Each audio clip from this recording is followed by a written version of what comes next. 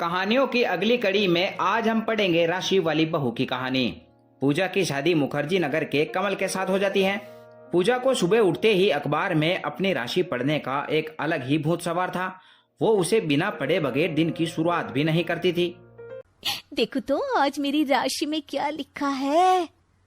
अरे बाप रे, आज का दिन तो मेरा बड़ा ही बुरा जाने वाला है। अरे ये क्या, यहाँ तो उपाय भी लिखा है। मेष राशि वाले अगर आज बिल्कुल भी उदास नहीं होंगे और हंसते रहेंगे तो उन्हें कोई तकलीफ नहीं होगी। हाँ, मैं भी यही करूंगी। मैं तो हमेशा ही खुश रहती हूँ, आज थोड़ा और खुश हो जाती हूँ। पूजा अपनी राशि पढ़ने के बाद रसोई में काम करने चली जाती है। कुछ देर बाद उसकी पड़ोसन वहाँ आ जाती है।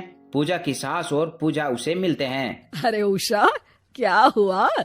तू इतनी उदास क्यों है? अरे क्या बताऊं ममता जी, मेरे बेटे की आज नौकरी चली गई और बहू और बेटे में झगड़ा हो गया है और बहू चली गई अपने पीहर। ओहो, ये तो बहुत बुरा हुआ आपके बेटे के साथ। अरे उषा आंटी, ऐसा तो होता ही रहता है जिंदगी में। उतार चढ़ाव तो आते ही रहते हैं ना।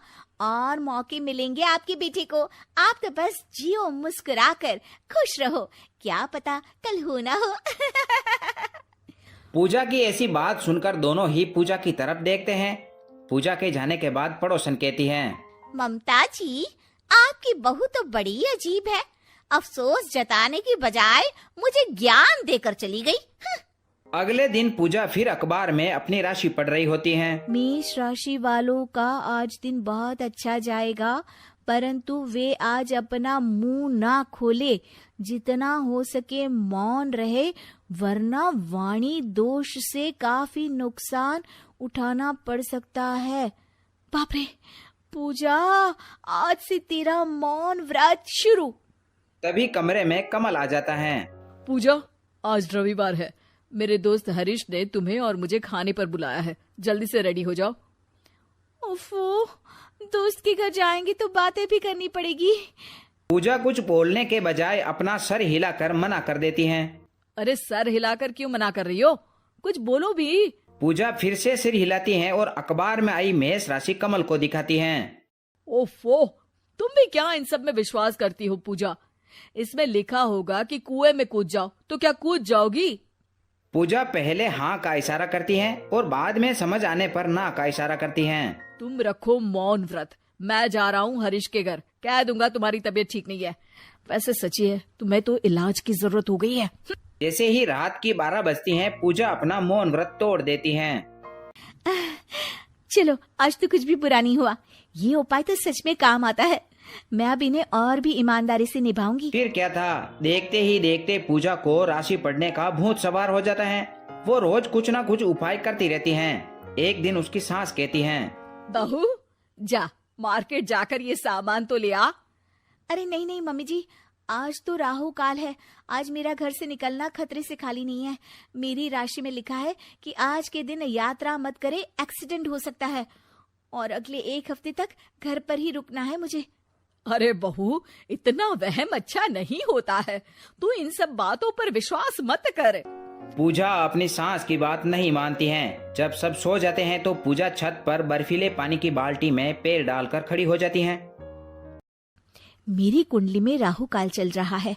जैसा पंडित जी ने बताया है कि रोज मुझे तप करना है, तो राहु का प्रकोप समाप्त हो जाएगा। हे भगवान, मेरी तपस्या स्वीकार कर लें। पानी तो बहुत ठंडा है। पूजा हाथ जोड़कर खड़ी हो जाती हैं और सुबह तक ऐसी ही खड़ी रहती हैं, परंतु ठंड के मारे उसकी हालत खराब हो जाती है। तभी उसकी सास वे पति वहाँ आ जाते हैं। तुम यहाँ छत पर क्या कर रही हो पूजा? हम दोनों कब से तुम्हें ढूंढ रहे हैं। अरे बहू, ये तू बाल्टी में क्यों खड़ी हुई है? मेरी कुंडली में राहु काल है मम्मी जी, इसलिए तप कर रही हूँ। ठंडे पानी में रात भर खड़े होकर अब मुझे और खड़ा नहीं रहा जा सकता। कमल और ममता पूजा की बात सुनकर अपना सर पकड़ लेते हैं। पूजा पूरी तरह कांप रही होती हैं और कांपते कांपते नीचे गिर जाती हैं। कमल उसे उठाकर नीचे कमरे में ले आता है। तुम भी ना पूजा किस अंधविश्वास में लगी हुई हो।